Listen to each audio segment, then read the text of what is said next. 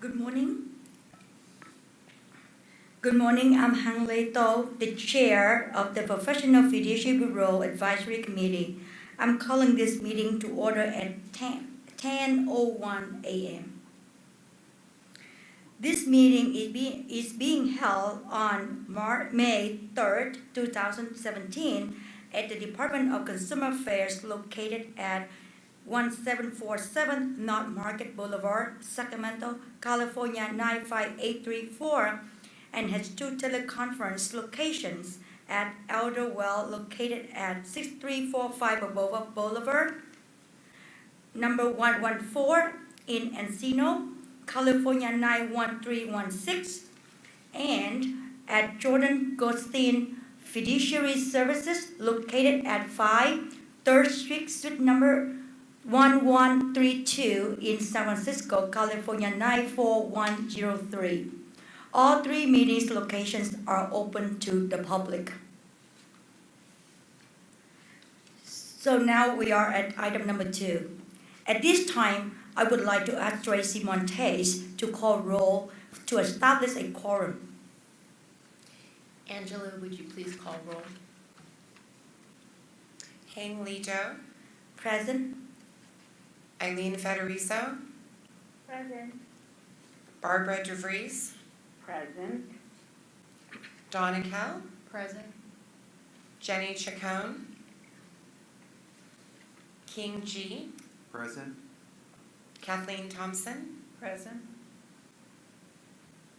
At this time, we have 6 members present, which establishes a quorum.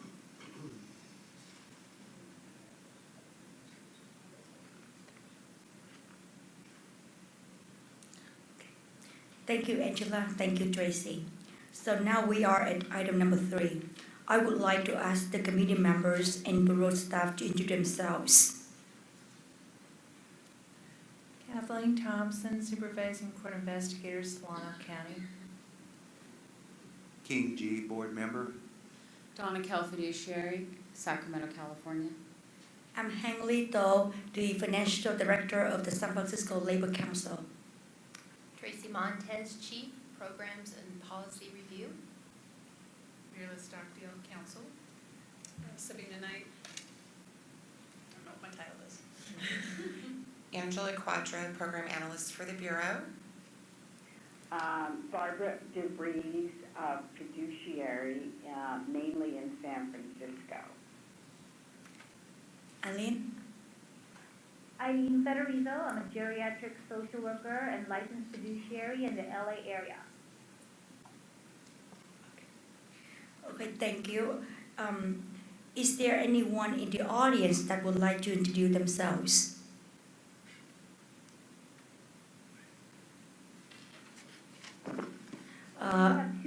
This is Eileen. We have 2 people at my site who would like to introduce themselves. My name is Deanna Levy. I'm a recent licensee, and I'm pleased to be at my first meeting. This is Jim Katz, CPA. I'm out of Hemet, California. And I'm Jordan Goldstein. I'm a fiduciary in San Francisco as host for the meeting here. Thank you very much. We appreciate the additional site to host another meeting as well as the additional participation. Tracy Montez, I would like to introduce our newest staff member to the Professional Fiduciaries Bureau, and that's Daniel Stripe. Daniel, if you want to wave, stand up. Daniel has a long history with DCA, and we're very excited to have him here. He's going to be working on regulations as well as helping with enforcement. So you will see him here. Welcome. Thank you, Tracy. Now we are at the item number 4.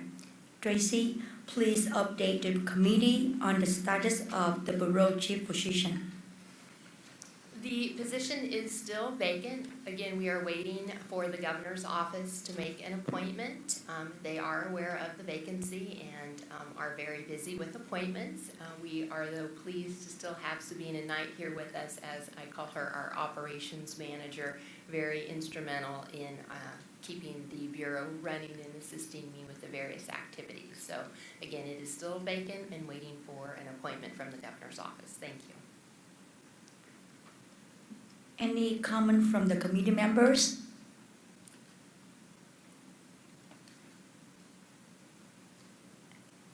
Is there any public comment? No. Thank you, Tracy. So now we are at item number 5. Tracy, please read the Bureau's mission statement. Happy to. Our mission is to protect consumers through licensing, education, and enforcement by ensuring the competency and ethical standards of professional fiduciaries. Thank you. Are there any comment from the committee members? No. Are there any public comment? No. Thank you, Tracy. So now we are at item number 6. Have the committee members had a chance to review the minutes?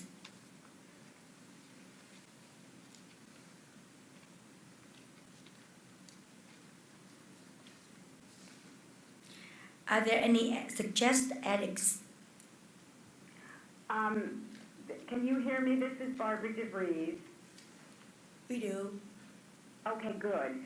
I can't tell if I'm mute or not. Okay, I had some, it looked kind of just some editing. On page 3, where it says outreach, we'll be attending a senior scam stopper. Stopper what? Meeting, program, what? Or is that what it's called? Senior scam stopper. Somehow that sentence didn't make sense.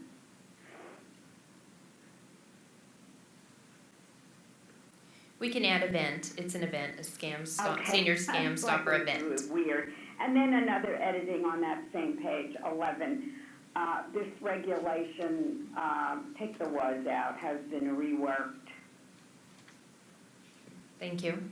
Just an ad. That's it. Everything else looks fine. Thank you, Barbara. You're welcome. So is there a motion to approve the minutes? Oh, I I'm sorry. move to approve the minutes. Second the motion? I'm sorry. Barbara DeVries can second it. Oh, I'm sorry. We need to go back. Oh. So is there a motion to approve the edit minutes? Eileen Federizo, I make a motion to approve the edited minutes. Barbara DeVries, I second it. Any discussion from the committee members? Any public comment?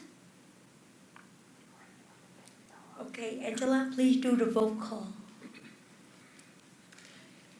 Okay, I'm doing roll call to approve these as edited, as was stated. Barbara DeVries, I approve. Eileen Federizo, Approve. Jenny Chacon, still absent, I believe.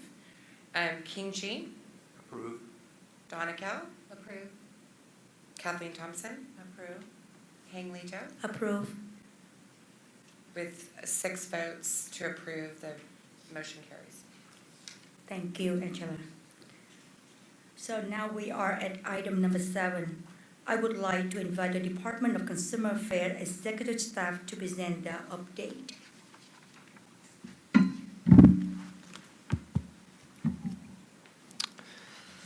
Good morning, Advisory Committee members. My name is John Burke, and I'm a manager with DCA's Board and Bureau Relations team. Thank you for the opportunity to speak to you today. In February, Governor Brown appointed Alexis Podesta as Secretary at the Business Consumer Services and Housing Agency, where she has served as Undersecretary since 2015. Also in February, DCA Director Awet Kadani accepted a new opportunity. Governor Brown appointed Dean Grafilo as Director prior to his appointment. Director Grafilo was Chief of Staff to Assemblymember Bonta since 2012. This is a homecoming for Director Grafilo, as he was formerly a commissioner with the Athletic Commission. Director Grafilo joined the department on March 20th, and we're very excited. The Governor's proposed changes to the 2017-18 state budget, also known as the May revise, will be announced soon. The deadline for the legislature to approve the state budget is June 15th. Also this month, the department will release its new strategic plan. Like the Bureau Strat Plan, the department's executive team developed it with assistance of Solid, and it outlines DCA's goals and objectives for the next 4 years. When the new plan is released in May, we will email it to all board and bureau committee members, so please be looking out for it. I'd like to take this opportunity to thank the committee members for completing annual Form 700 filing last month. And finally, I'd like to remind you that 2017 is a mandatory sexual harassment prevention training year for DCA. This means all employees, board, and advisory committee members are required to complete this training in 2017, even if it was completed last year. This training is online, interactive, and can be completed at your convenience. If you have questions on this or any other required trainings during your tenure as a committee member, please contact Board and Bureau Relations for assistance. This concludes the DCA update. Happy to answer any questions you may have. Thank you, Joe. Any comment from the committee members?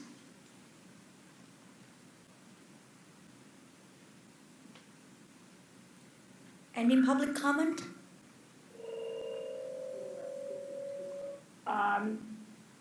I have something after public comment. Okay.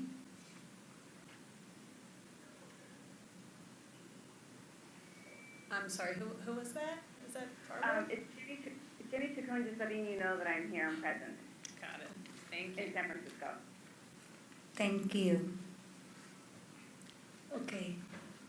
So Barbara, so who is from the public comment? Oh, okay, okay. Okay, so now we are at item number 8. I would like to invite the Department of Consumer Affairs Budget Office to present the budget update.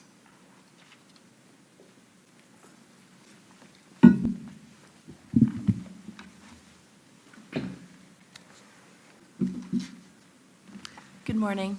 I'm Marina O'Connor. I'm a budget manager for the DCA Budget Office. And I'll let Nicole introduce herself, but she's your new budget analyst. Hi, I'm Nicole Dragoo. I'm the new budget analyst. Nice to meet you all.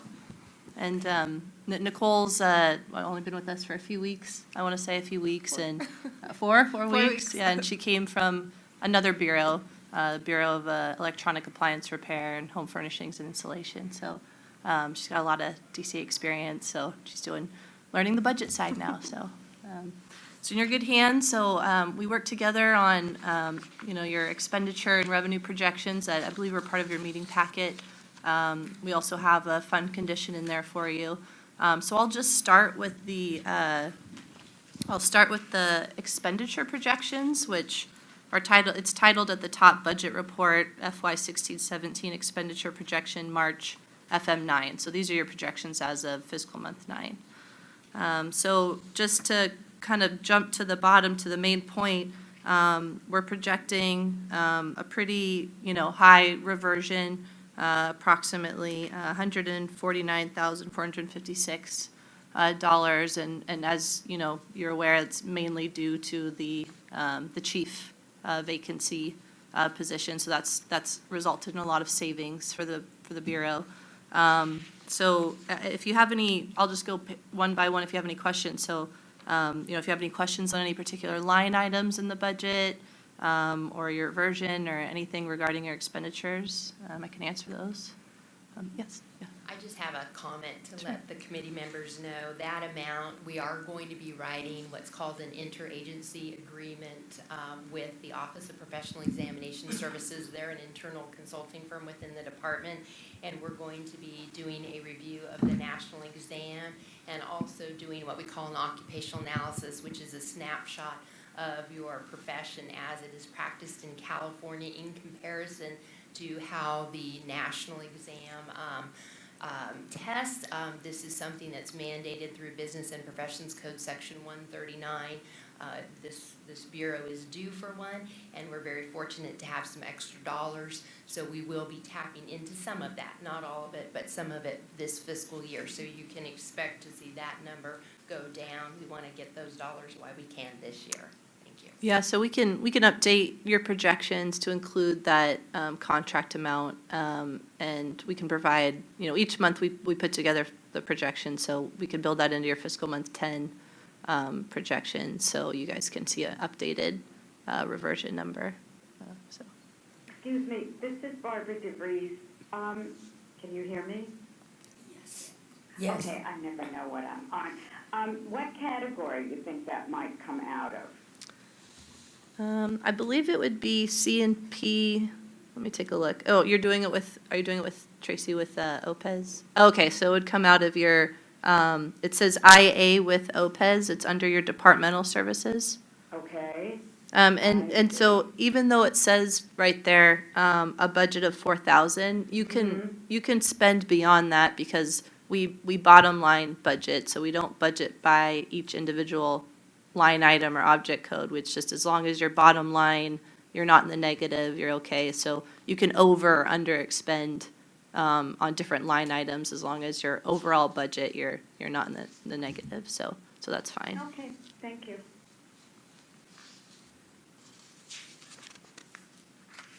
Okay, if there's no other questions on the expenditures, I can move on to the revenue projections. So that document, let's see, in the top left corner just says fiduciary revenue projection.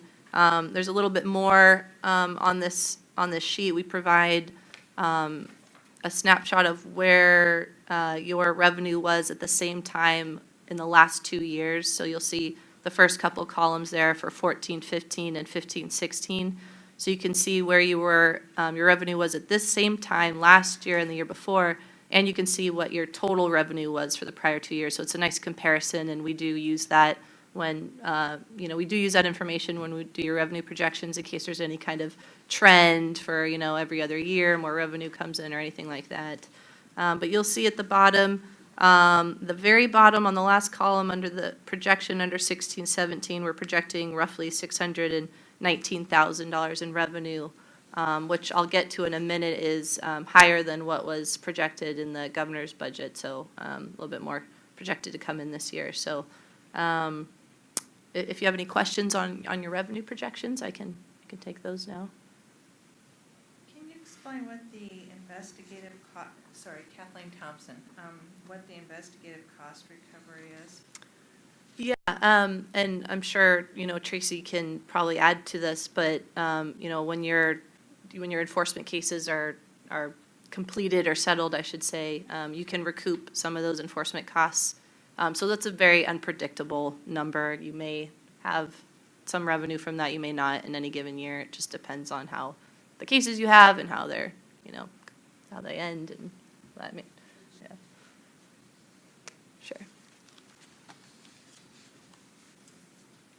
Any other questions on revenue? This is King Yes. G. Yes. And I just had a real quick question. You said that the revenues were higher than what was originally projected. So, if you want to. Could you just, Yeah, so actually, if we just go ahead and flip to your fund condition, and kind of, keep your revenue projection next to you. So your fund condition that we provided is the 17-18 governor's budget fund condition. So if you look at current year 16-17, and you scroll down to your total resources, which is right under revenue. Sorry, let me find my spot here. I'm sorry, that's the wrong. No, it's totals, revenues, and transfers line, which is 552,000. This is in thousands. You'll see that in the governor's budget, it only shows you're going to bring in about $552,000, but based on our projections, you're going to bring in more than that. You're going to bring in $619,000 in revenue. So, you're just bringing, for whatever reason, collected maybe a little more revenue, renewals, more people renewing, I don't know. Maybe licensee population went up a little bit. We can always look at those kind of things to see what, caused it to go up. But just to give you a little history, we work with the programs, the boards and bureaus on what we call revenue, it's revenue and workload. So we look at what the projected workload is, and based on like your licensee population. So, if you're projecting an increase in your licensee population, or maybe it's going to remain stagnant, that's how we project your revenue for the future fiscal years, which, it may or may not be realized, but usually it's pretty close. So that's something we do, that's a drill we do every year. So it just happens that this year we brought in more than what was expected when we did the drill for the governor's budget. So it can happen. It usually does fluctuate a little bit each year, so. So Marina, it's essentially an educated guess. Yeah.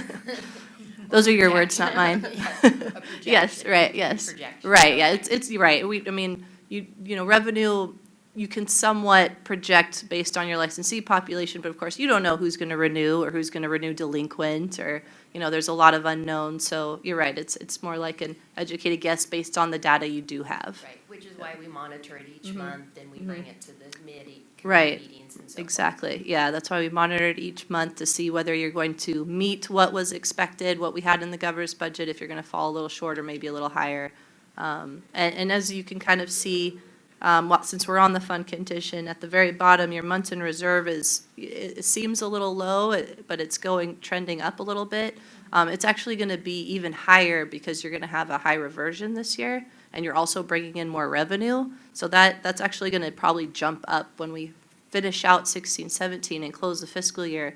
We plug the actual numbers in here for 16-17. So those months in reserve will go up a lot higher after 16-17. So, it's just you have a little bit, higher reversion this year, and brought in a little bit more revenue. So, yeah. Thank you. You're welcome. And since we're on the fund condition, so the governor's budget actually only goes up to 17-18, but we included 18-19 on here just to give an extra year. And our assumptions built into the fund condition are at the very bottom in the notes section. But basically, as the top, as I showed you, was your revenues that are coming in, and then under your expenditures, you'll see that you were appropriated about 494, or budgeted about 494,000 for this year. But as you saw from our projections, you're going to be spending less than that. And then just wanted to point out the statewide general admin pro rata line there under expenditures. It says 54,000. So just so you know, there was a change this year from last year where that amount was previously built into your budget, and it would, and you would usually spend, the full amount because that's statewide pro rata. This year, they're taking it out of your budget and just assessing it to the fund, so it just comes straight out of the fund. So you will no longer see that in your projections, in your budget, but you'll see it on your fund condition, how much that statewide pro rata is each year. So I just wanted to note that change, where in prior years, you'll see it in your budget. It's now just going to be on your fund condition because it'll be a direct assessment against your fund. Any other questions on anything I've gone over, or anything else? I just have one Sure. quick question. This is King G again. On that pro rata, what's that transfer based upon? Statewide pro rata is based on basically a bunch of other state agencies that we use their services for a number of things, controller's office, issue paychecks, all that.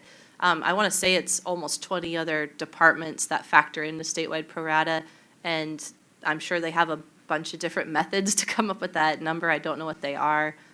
We're not usually privy to, what the process is, but, I'm sure they have their own methodology for determining how much, each department and each program under that department contributes to the overall statewide services that are provided. So I could probably provide you a list of all the departments that are included in statewide pro rata if you kind of want to know, well, what is that paying for?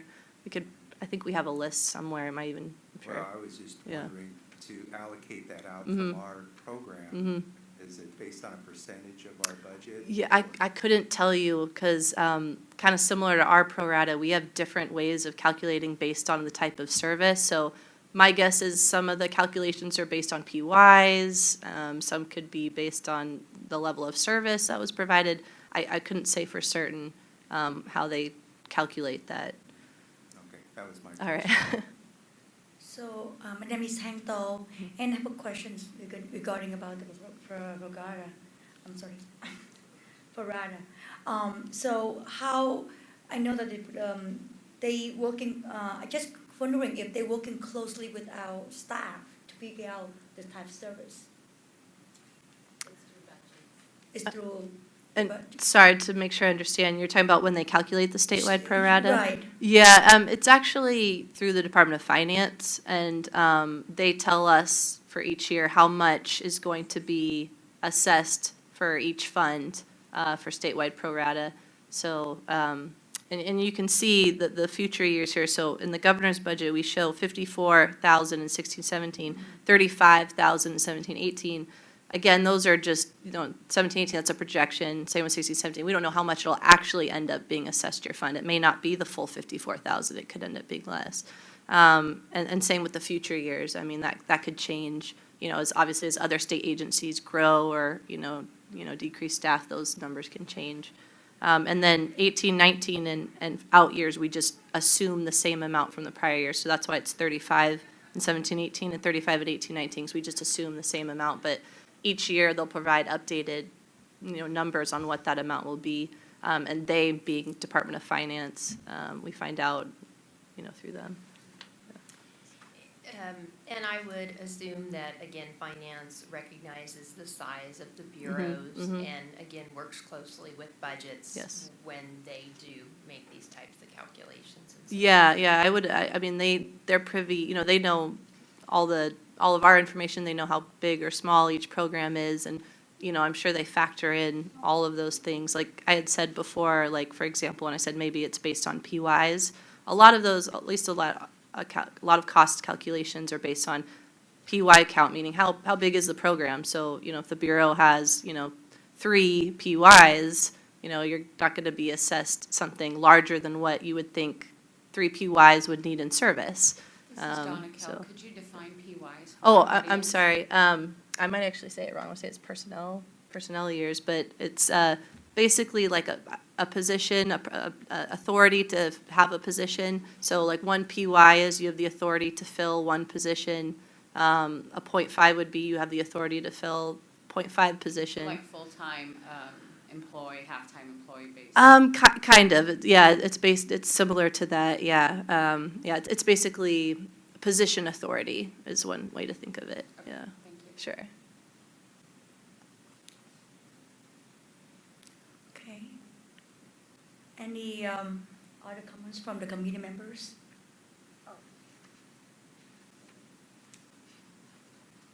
Any public comments?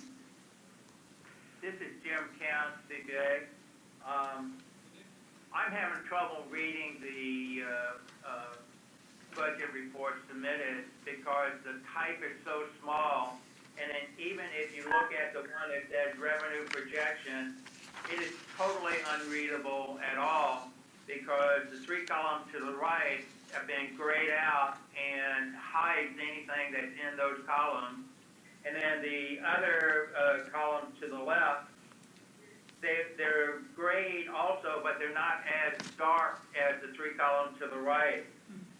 The page that's got the expenditure projection, while the individual numbers are readable if you squint and read the fine print, I would like to suggest that in the future, first of all, you do not gray out any cells.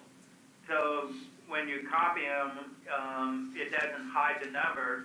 But also, I would like to see larger print on the pages because I'm trying to concentrate on the expenditure side, and I'm focusing on individual numbers, but I can't see the bigger picture because I can't read the information. So if you could maybe print it landscape and go over 2 or 3 pages so the numbers can come out larger, because this is totally unreadable. Marina, could you please read the numbers in the columns that have the gray? Sure. So that our participants can read those. And Oh. then certainly we will take into account the font size for future meetings. Is it on the revenue projections, the column headings? But out to the attendees that got in better viewable in the PDF instead of a dark copy that's grayed out? Yes, the gray is actually just, it's black and white because it's actually in color. Those are 3 different colors for us to differentiate the 3 different fiscal years. It's just when it prints in black and white, it looks like shades of gray. So the color version is much easier to follow, which we can definitely provide. Just wanted to note, if we do expand the font size, it'll, as you had said, it'll take up more than 1 sheet, both in length and width. So you'll just have to kind of look at them like side by side to see the whole projection. So just wanted to point that out. We try to obviously cram it on 1 page, so you have it all on 1 sheet and you're not putting sheets next to each other, but I totally understand it's extremely tiny to see. So we can expand that so it's more visually, you can see it better. Or perhaps we can make the color version available and Yeah, post it on the website. yeah, we could try the color version, absolutely. Yeah, it definitely brings out the numbers a little bit better when you have that color behind the numbers rather than the gray. Yeah. So we'll have So, Marina read yeah. those numbers, and then we'll repost the color version online after the meeting. Okay, so at the top of the revenue projection worksheet, there's 3 main, I'll say, column sections. So at the top, the headers say starting from the left, FY 14-15, and that's for fiscal year 14-15. Then moving right, the next column is FY 15-16 for fiscal year 15-16. And then the far right column heading is FY 16-17 for fiscal year 16-17.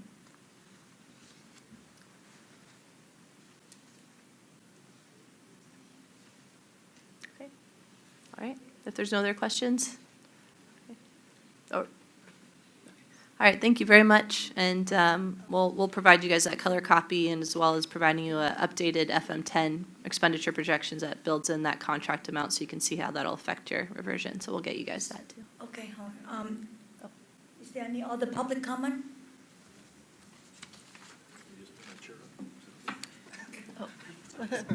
Hi. Thanks. Hi, I'm Jerry Desmond, and I'm the legislative advocate for Professional Fiduciary Association of California, PFAC. And just 2 items I thought I'd bring up on this subject. First is, I know historically, last several years, that the leadership at PFAC has shared the sensitivity that I'm hearing from the advisory committee members in terms of the pro rata share, of trying to nail down exactly what it is. And I know that that's common with other professions as well, who have their bureau paying pro rata shares, and it's become a little bit political at times too. So just noting the sensitivity that you're all in inquiries. And then second, noting the good information about the amount of money that's there, and that the interagency agreement that will be entered into this year for that required analysis, and whether I'm sure when it's the appropriate time to know more about that, because I know it takes months of work, and there's engagement with the licensed population, and I know we would look forward to that, as PFAC to be engaged as well. That's all. Thank you. Thank you. Thank you, Mariana. Thank you, Nicole. Thank you. Thank you. So now we are at item number 9. I would like to invite the Department of Consumer Affairs Legislative and Regulatory Review Office to present the legislative update.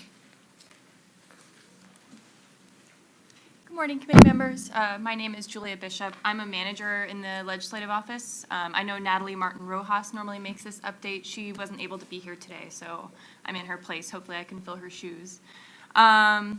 As you see, there is a handout in your packet, and I was just going to kind of walk through some of the information that's there and update you on some of the current locations of the bills that we've identified.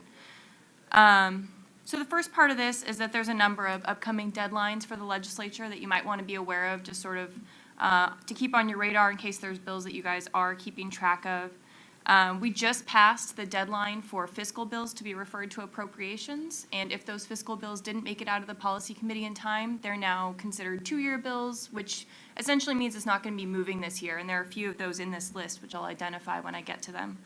Coming up is the next policy committee deadline for non-fiscal bills. So any bill that doesn't have an identified fiscal impact could potentially stop moving if it's not referred to appropriations on May 12th. May 26th is the last day for fiscal bills to pass in that house. So essentially, you have to pass out of your house of origin. If you're assembly bill, you have to pass out of the assembly by that deadline. And then by June 2nd, all bills have to pass out of their House of Origin.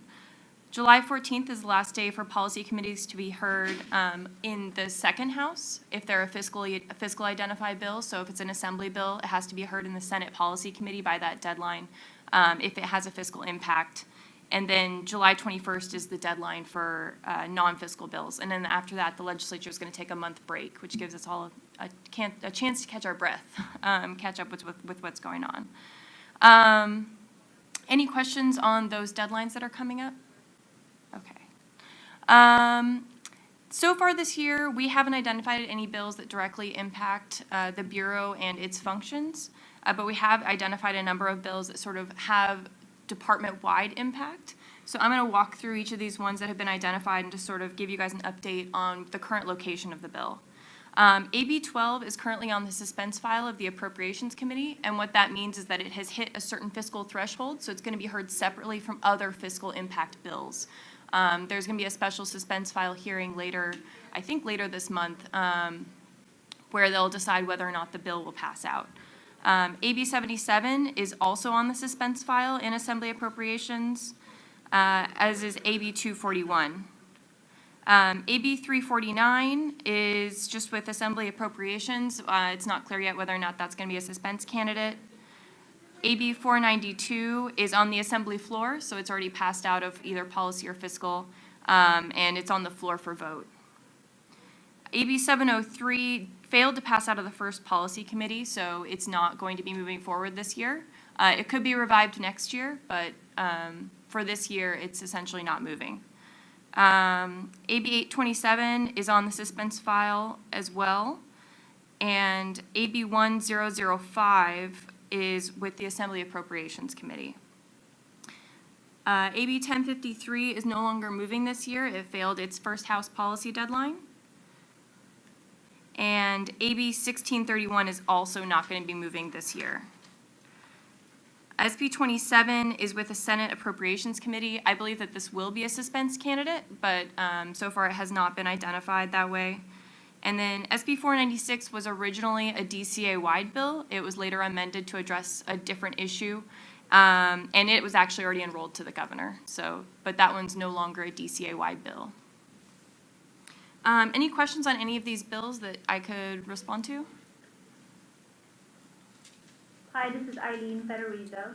I just wanted to make sure, do you guys track legislation or things related to caregiver and caregiver agencies? As I understand it, there is an item on your agenda, I'm not sure which item it was, for you guys to help identify what those bills are. Right now, our legislative office, basically, our direction comes from the governor's office about what bills are within the purview of the Department of Consumer Affairs, including bills that affect the Professional Fiduciaries Bureau. We've been speaking with Tracy about the potential to provide updates. One of the concerns that we have is that we don't know exactly what you're looking for, and I think that's one of the things that Tracy's going to be working with you guys on to identify what that would be. Okay, sounds good. Thank you. Uh-huh. Hi, this is Jenny here in San Francisco. I have some questions specifically on AB 349 and then the AB 827 on the special immigrant licenses. So what is the plan and how does it affect the fiduciary? Is it looking to give H-1Bs, or can you explain more on what the rationale is behind it? Yeah, so AB 349, I guess this could be treated the same way that spouses of military professionals would be treated, where essentially when they send in their application, you move them to the top of the pile so that their application will be processed prior to potentially other applications that you already have in process.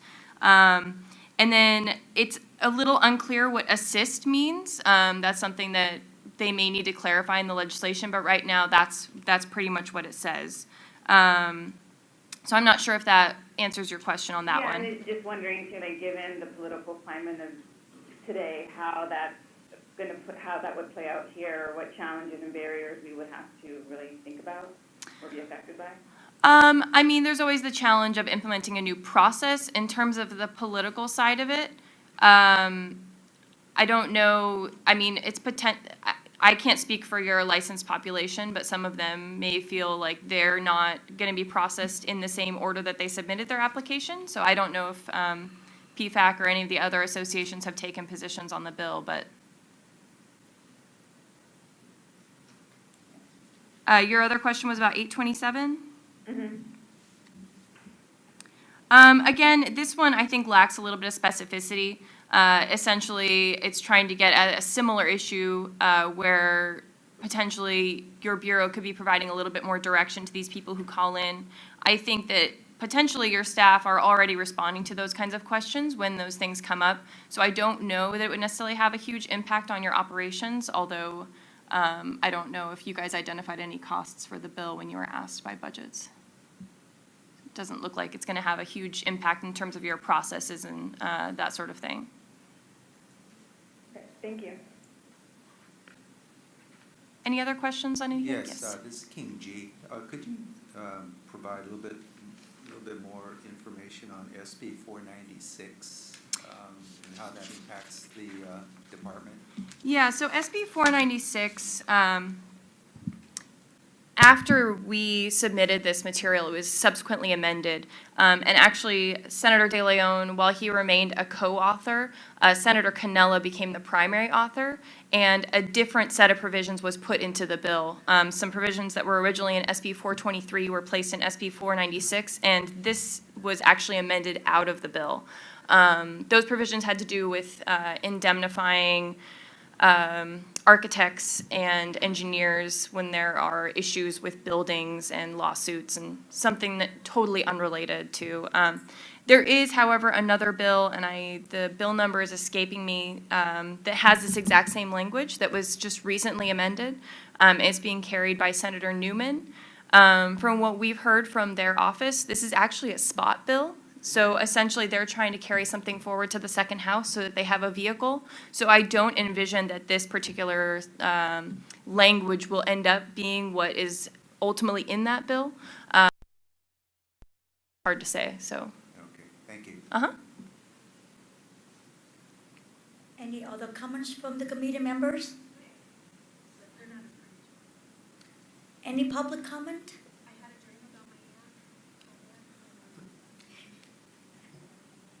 Thank you, Julia. Thank you. Now we are at item number 10. Sabina, please present the update of tracking the caregiver legislation. Yeah, so Julia, you want to come back? Just like you said, we struggle with tracking legislation if we don't know exactly what you want to be tracked. There was some initial look. I did some looking myself. I did some searches, word caregiver, the word fiduciary. I did a lot of different searches like that as well, and I think Fernando did as well. So there's a lot of bills that might come up when you do the search, but we don't know exactly what you guys are looking for in terms of that. A lot of stuff comes up on there's a budget one. There was this year there was a medical board one, and maybe even. I'm not familiar with the medical board bill. I will say I spoke with Fernando when he was trying to look into this, and one of the things I recommended was looking at the policy committees that might. This is Eileen Federizo. Can you please speak up or into the mic? Sure. Is that better? Oh, thank you. So one of the things that I was suggesting was potentially looking at policy committees that might hear the types of bills and trying to see what are on those lists. One of the ones that I thought might potentially would be the judiciary committees. That said, I think that every day I read the amended bill report, which shows me every single bill that's been amended the day before, and there can be like maybe 150 bills on an average day. And I did see a few, because I kind of had an eye out, that had caregiver in the title or somewhere in the body of the text, but it didn't really seem like there was a nexus to your profession or kind of the scope of the work that you guys are doing. And so I think that's part of what we're struggling with, is trying to understand what sort of impact you're looking for that would help direct what we're looking for in terms of identifying those bills. Hi, this is Eileen Federizo. So, so one of the things that, as a professional fiduciary, one of the things that I've noticed in the past few years, past couple of years, is that the biggest expense for our clients has been the increased caregiver cost, or the increase in caregiver costs. And sometimes when I get interviewed to be a fiduciary, a conservator, I explain to the family that I want them to understand that as a professional fiduciary, I can't hire people, or I can't hire caregivers directly. I usually hire through an agency, and then because it's through an agency, it's so expensive. We're talking on the average probably $13,000, $14,000 a month. So sometimes I feel like as a fiduciary, it's harmful for the client to hire me. And so that was what I wanted to kind of track, is that there are things happening in the caregiver world, and it sometimes feels like as fiduciaries, we're supposed to be protecting the conservatees or these or disabled people, but then at the same time, it feels like it's harming them financially.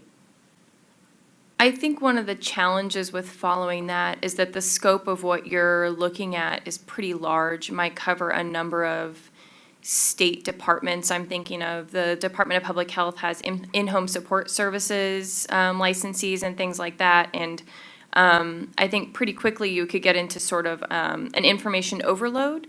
So I don't know if there are particular aspects about caregiver responsibilities or things like that that you would maybe want to focus in on as you're thinking about how you would be advising your clients.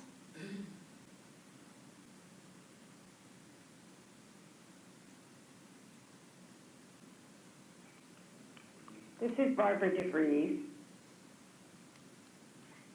You hear me? Yes. Okay. Well, in terms of caregivers, Eileen, I do hire directly, by the way. But it'd be nice to know I think we've discovered before what the minimum wage is, but any bills that relate to time off, how much they need to be paid, what responsibilities, like certain levels can't give medication, et cetera. So any rules, regulations that affect that, I would like to know.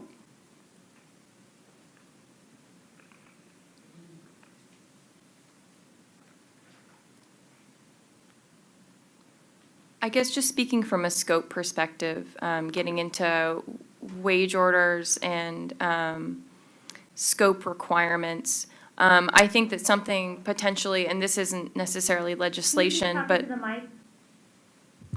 I know this isn't necessarily legislation, but something that may be helpful is that a lot of the licensed professions that your clients are likely hiring to do these in-home support services are licensees of the department. And so I don't know if it might be helpful for you guys to get a sense of what the current scope for each of these professions are in terms of getting into Department of Industrial Relations and wage orders. That stuff can be pretty complicated. I think that maybe a review of the current requirements might be more helpful than following current legislation. I don't know how often those things are actually impacted by legislation, although that's not something that our office is even remotely an expert in, so I can't necessarily speak to that.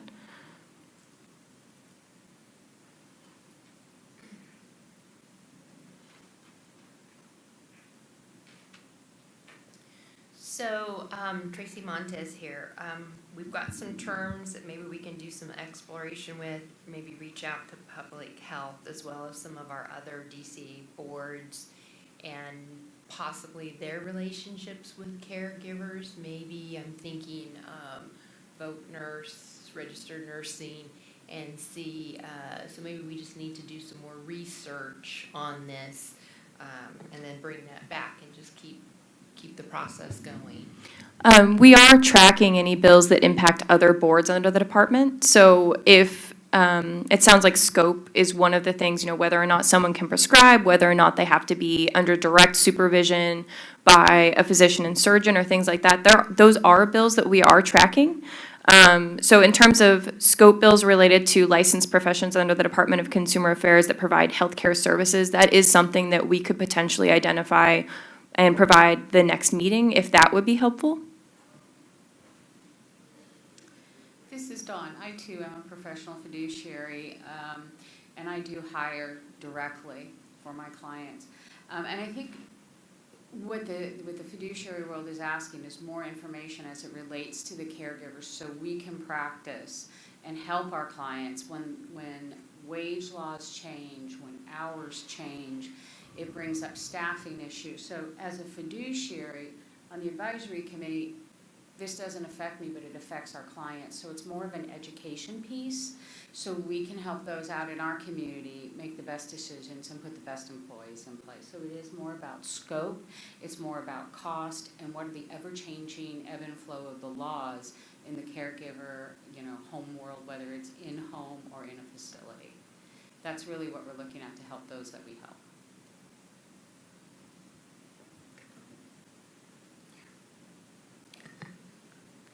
Any other comment from the committee members?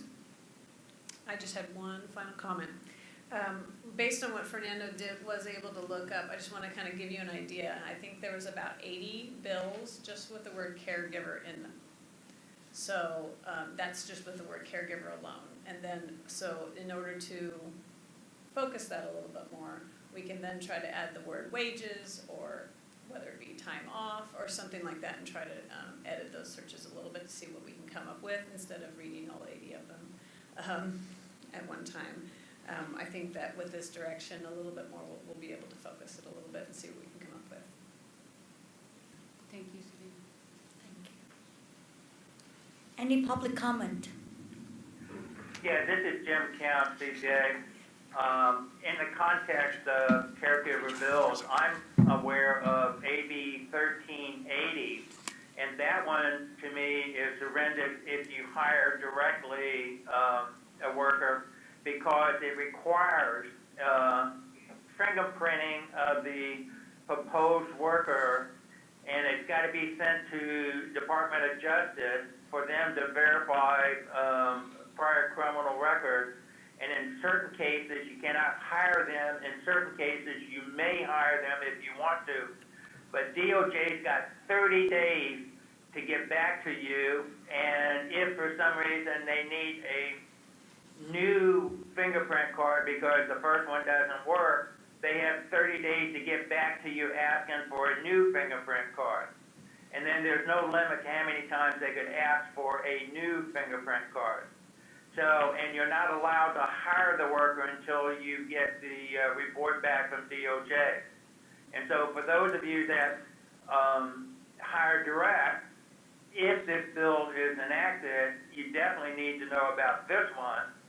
Then also, there's nothing in the bill that yesterday you had a caregiver working for one client, and now, for whatever reason, the caregiver is not needed with that client, and you're going to work them with another client. Technically, it's the trust or the client that's the employer, not you.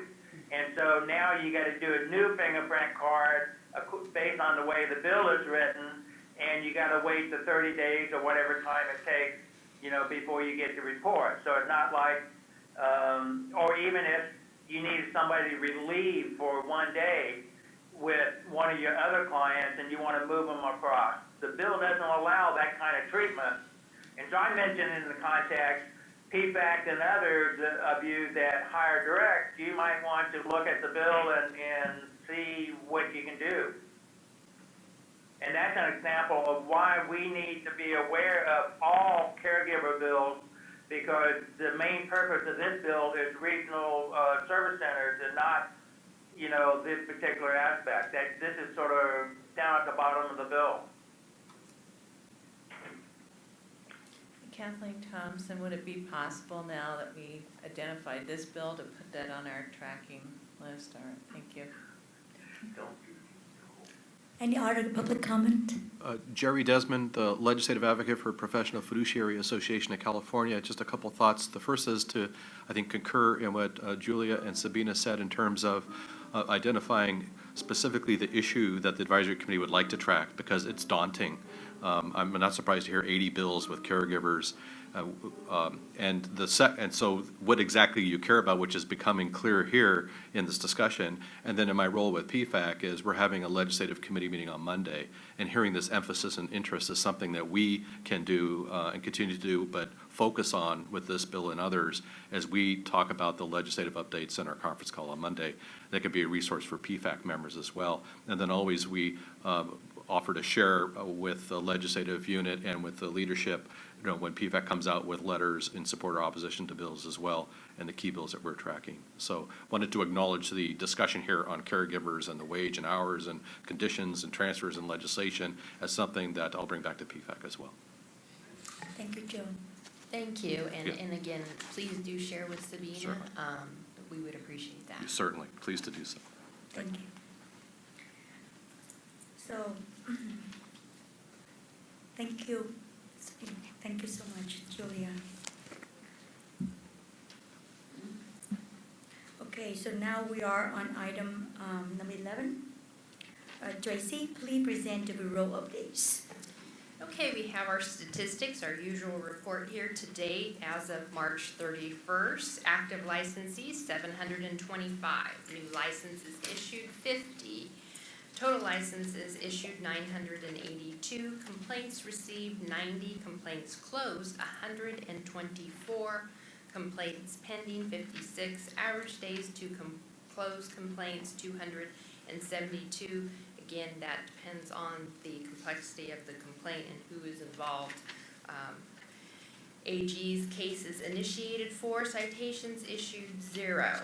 And again, I would like to thank Sabina and the staff at Fiduciaries for closing complaints. We've been able to get through a number of cases rather quickly.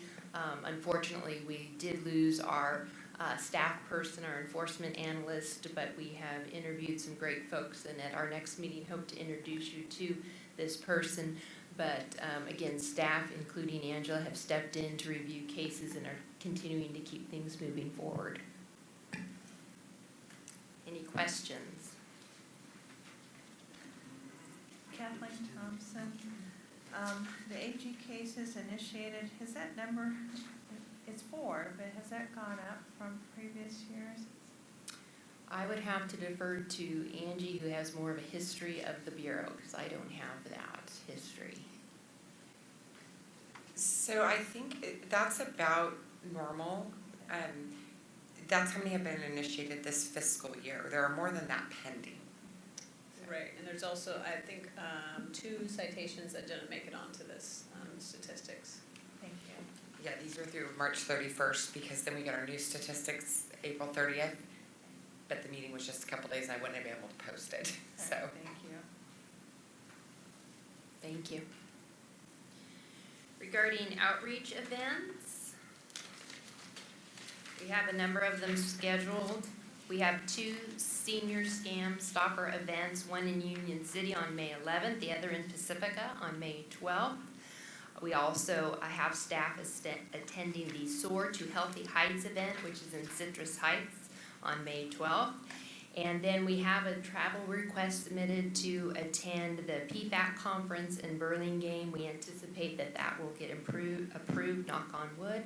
And we're going to ask staff, specifically Angela, to reach out and see if there are potential outreach events in Southern California. We had done one in Fullerton, but as we mentioned earlier, with the additional budget surplus, we are approving travel to go down to Southern California when those outreach events do come up.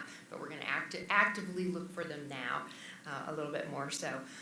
Then there's also the Senior Resource and Crime Prevention Fair in Woodland on October 12th, and I would say that's 2/17, not 16. And again, we're just looking for other opportunities and being open to outreach. And I also want to point out there that we had a licensee contact us who was going to go to an event and asked us to send some outreach materials. So if anybody out there ever is at an event and needs some materials or anything like that, we're happy to send them. Any comment from the committee members? Any public comment? Yeah, this is Jim Count, CPA. On your chart that's titled fiscal 16-17 year-to-date stats, I'd like to suggest that you get a new chart that looks at basically the last 3 items of your chart and do it over a period of years and chart how many new licenses by year, graph that, graph the total active licenses at the end of that year, and then total licenses issued. And the reason I'm suggesting it is even though slowly your number of licensees is increasing, I think there's a trending that the new licensee numbers is trending down, and the trending of the current active ones are dropping, so that you may be losing more through retirement and so forth than you're gaining new. And the trend, if it continues and cannot be changed, may in a few years turn out that overall you're losing a net number of licensees. And so if you looked at it on a chart over a number of years, I think you might be able to see that trend. Thank you. This is Sabina. We will report on a 3-year, similar what you're asking for at the August meeting. So at the end of the fiscal Thank you. year, there should be a chart probably exactly like you described. Thank you, Sabina. Thank you, Jim. So now we're going to be on, thank you, Tracy. So now we are on the item number 12. So Sabina, please present the update on the regulations. So we have one slight change to our client notification regulations, which is out right now in a 15-day notice period, which is up on May 16th, and that is posted on our website and was made available to our interested parties. It just made one small minor change in that it let the licensee population know how long to keep these client notifications. Though we asked them to do it, we didn't really tell them how long to keep it. So we made that slight change, and that's the only change that is substantive in that updated text. Advertising, I talked about this at the last meeting. Informal review has gone through legal. Once the client notification regulations are done and over with, and we know for sure that they are on their way, and we will begin that packet to move that forward. Same type of status with the retired and inactive license status. We're working on the language and that, and we will be sending it to an informal legal review once the language is updated. And then these last 2 items kind of came up in the last meeting about whether we could notify clients or the court when licensees are disciplined. Now, in the last one about licensees notifying actions against licensees to the court, I kind of talked to some other boards and bureaus about this, as well as did some legal research. Once it is public record, it's a public record. So really, I'm not sure if we need a regulation for that. The challenge is, of course, how do we know who's court appointed? How do we, that is sometimes we might be able to tell through the annual statement maybe, or their licensee file, but that would be the one challenge there. I also looked into if other boards had any other kind of regs or provisions to notify licensees' clients whether they're disciplined, but I didn't come across any. So I will continue to look into see how other boards address that, but I wasn't able to locate how any other boards or bureaus did that as of yet. Hi, this is Eileen Federizo. So Sabina, thank you for doing that. So I guess then it's up to the consumer to just check themselves on the website, for example, to make sure that the licensee doesn't have any dings on their record. Correct. So we do post everything once it is public record. I guess that's part of our education and outreach, kind of get that information out there. We have a license lookup. You can pull up the accusation or statement of issues, whatever it is we do post. to try to get that information out there to the public and the potential client population, even attorney population. This is Dawn Kell, fiduciary. Sabina, I also believe it's also the responsibility of the fiduciaries to also direct our clients, our potential clients, to those sites so they can do their own due diligence. Absolutely.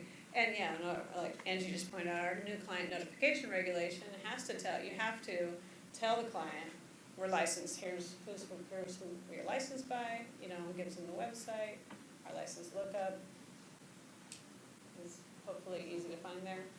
It is. This is King G, and I have a question regarding that information. That's if a consumer went on the website to check, how far back does it go? There is a Bureau Actions page on our website under our Quick Hits link, and it goes back to the inception of the Bureau from our first action. And then the actual actions that were taken, accusations, revocations, those documents are linked to the licensee's license verification page indefinitely. Okay, thank you.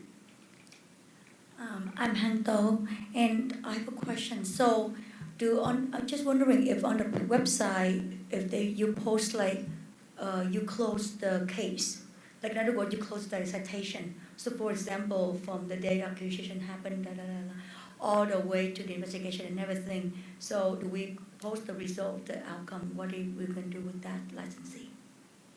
If there's discipline taken against a license, Mhm. absolutely. There's be a status, it will say if it's active, if it's revoked, or Been suspended, removed. probation, Okay. there'll be a status of the license. Okay. Any other committee members, any comment from the committee members? Any other public comment? This is Jordan Goldstein. I'm a professional fiduciary in San Francisco, and I want to ask, is there a particular harm that we are trying to cure with this proposed client notification?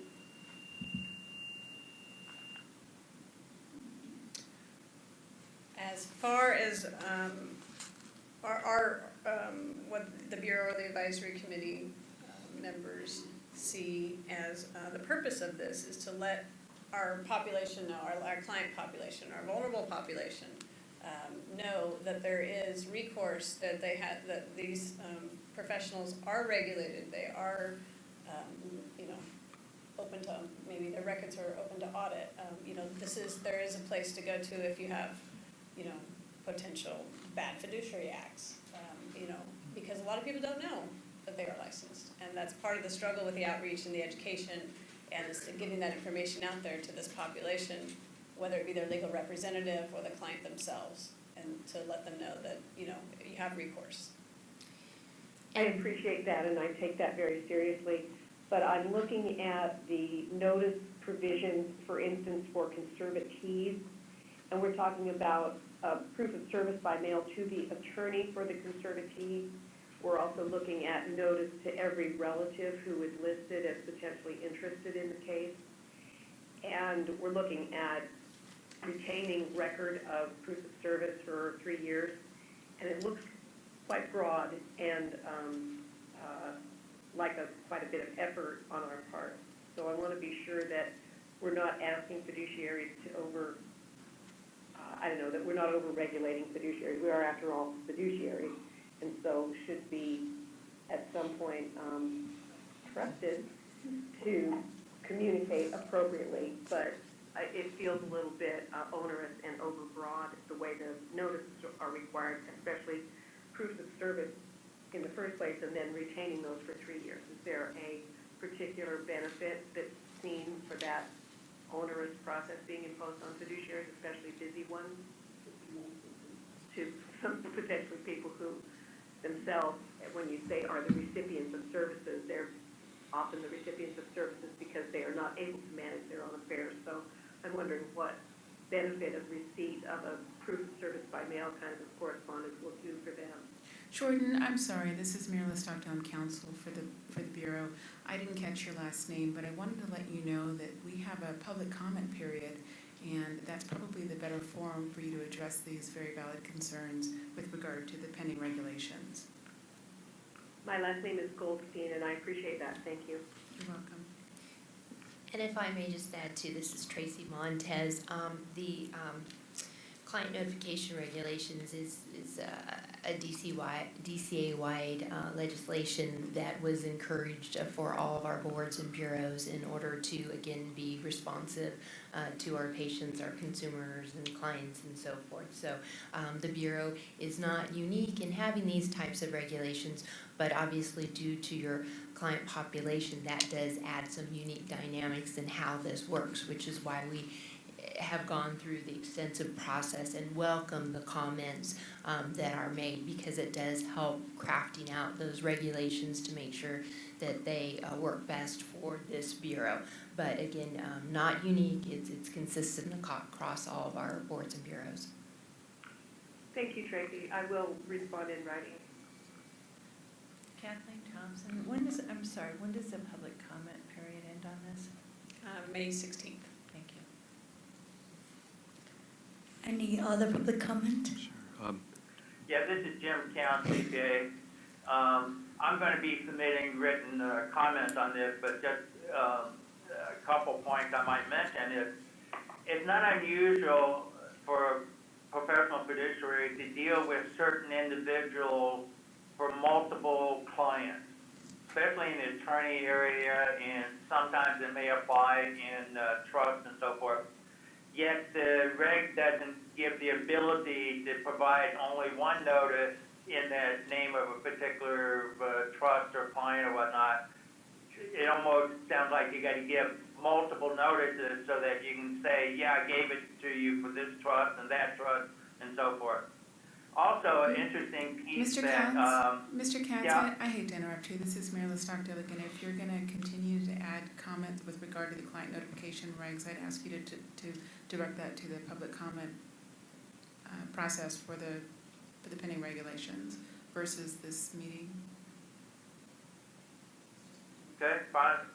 Yeah, this is only, we've only provided this information as an update. We didn't provide notice that we'd be discussing the substance and content of the proposed regulations with regard to client notification.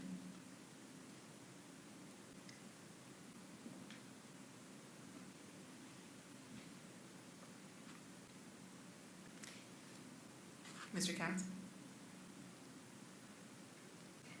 So again, before we continue with public comment, just again, the clarification on this agenda item, it's a regulations update. If it had update and discussion, we'd be allowed to discuss in greater detail.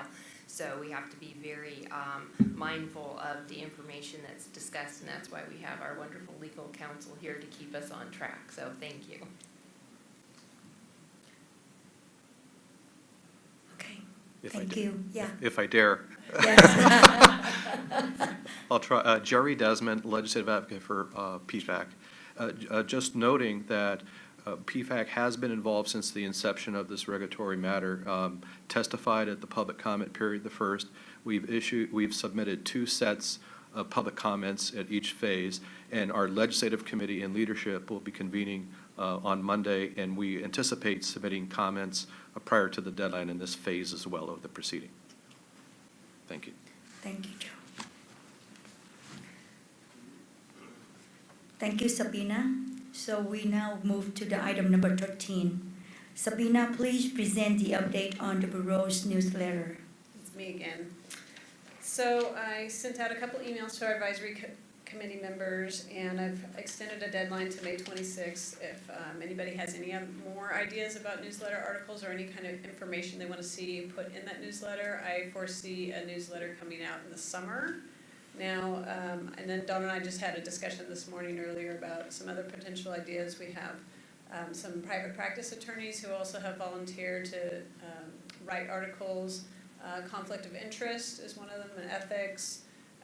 King came up with some ideas, and I'm not sure if you want to speak to them, but I do have the email that you sent, and it was, one of the ideas was kind of to poll some of our licensees and kind of come up with some examples and some maybe short stories to share about how they help their clients, so that people can see the more human side of the profession as well, and some examples about how a professional fiduciary can help a client.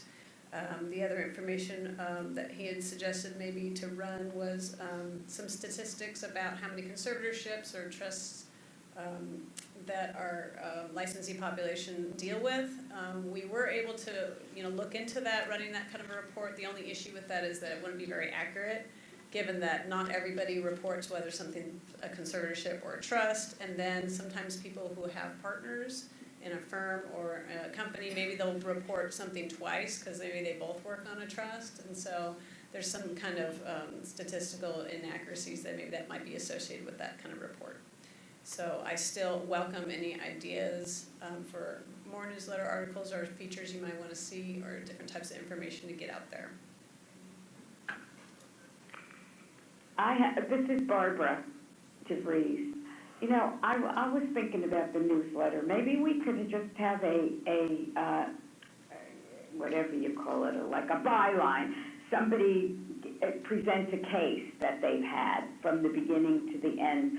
I thought that would be very interesting. I have a lot of very interesting cases that came in, were able to resolve issues, and then things went on quite well. And do you think that might be interesting in the newsletter, just to have different cases every newsletter? Barbara, this is Sabina. You are apparently our first volunteer.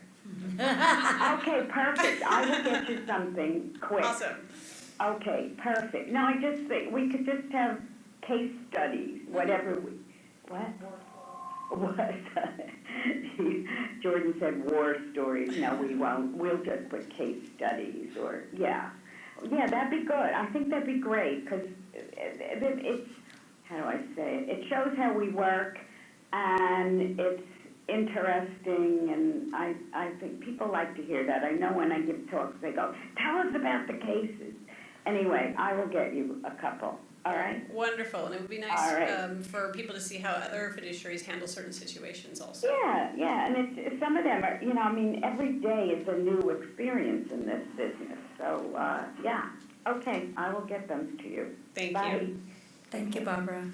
Any other comment from the committee members? Any public comment? Thank you, Sabina. So now we are at item number 14. Angela, what items have you recorded from our meeting today as a future agenda items?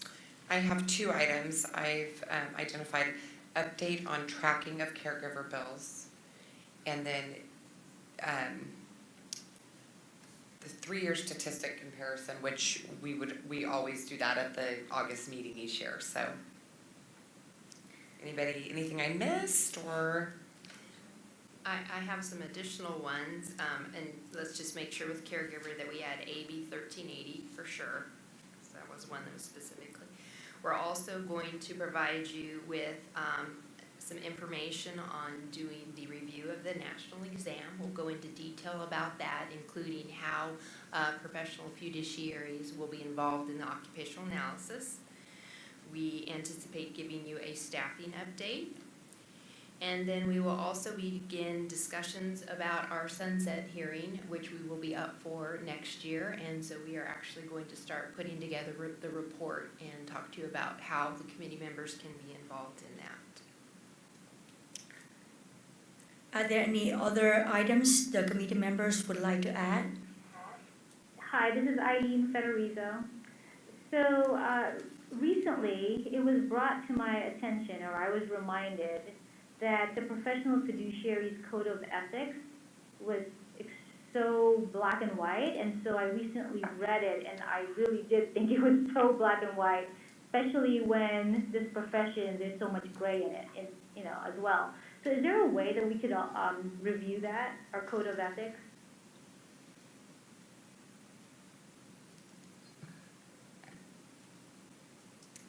We will add that to the future agenda items. Thank you. Sure. Is there any public comment? Thank you. So now we are at item number 15. The following days are calendared for the rest of 2017. Wednesday, August 16, 2017. Wednesday, November 15, 2017. So we are item number 16. Is there any public comment on items that are not listed on the agenda? This is Jim Camp, the CPA. You didn't ask for public comment regarding the newsletter. I'd like to offer a suggestion. My understanding is your current newsletter is geared both for the public and both for the licensee. Yet the interest in information is totally different for each of those two categories. You might consider a newsletter geared to the public because they don't want too much technical detail because you'll lose them. Yet do a second newsletter geared for the licensee because they want all the detail to make sure they fully understand the issue and so forth.